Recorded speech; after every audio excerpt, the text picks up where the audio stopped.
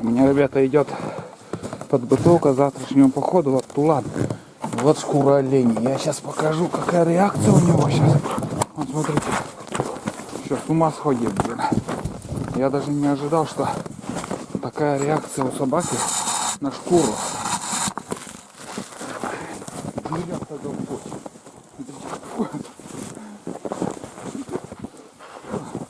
Ну, волчара, смотри как. Дружелюбный, а зверь есть зверь, блин. О, смотрите, ребята. И хватка такая, хватка вообще ужасная. И вообще собака, ай, дело похорону. А тулан уже все, смотрите, как дерет. Вот бы с ним поохотиться на лося или на медведя. И думаю, он тоже будет работать. Потому что не у каждой собаки такая реакция на шкуру. Вот как дерет, блин. Завтра у нас будет поход на первую избу. И это саник, я постелю. С сыном поедем на первую избу там. Вот, глазище, какие у него.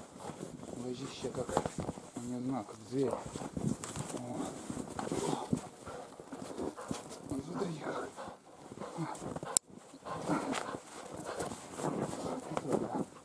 Да, ему надо потренироваться на охоте живого зверя. Ну то ладно, да? Это да. Силен мужик. Или я не такой сильный. Ладно. Ему надо сани привязать и пусть тащит. Эх, тулантик. Не отпускает, главное. Это шкура от подписчиков. Не помню уже от кого. Это даже не помню. Это никак вспомнить. Это без адреса, без имени. С Ижевского района пришла посылка. И кто смотрит, отправитель, извините, что мы дерем эту шкуру, но для собаки тренировка тоже нужна. Вот это да. Прям наслаждается. Возбудился, пиздец. Действительно, он. Вот так, пускай. Тренирую я его, хоть на шкуре. Кто его знает, будет, может, еще охота на лосей, на оленя. Ой, на медведя-то есть. На оленя запрет идет.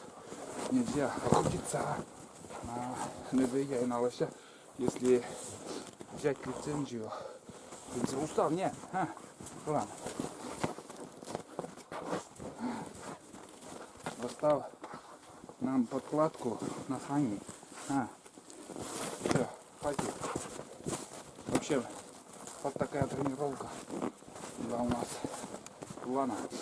И тулан активный на запах шкуры.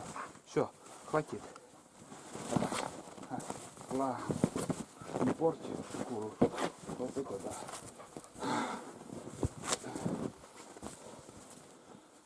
Фу, ладно, все.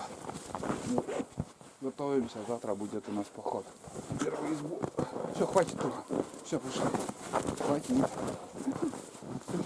Все, шабаш. Все, молодец. Кобыляк мой. Кобыляк. Будем ждать результаты на охоте.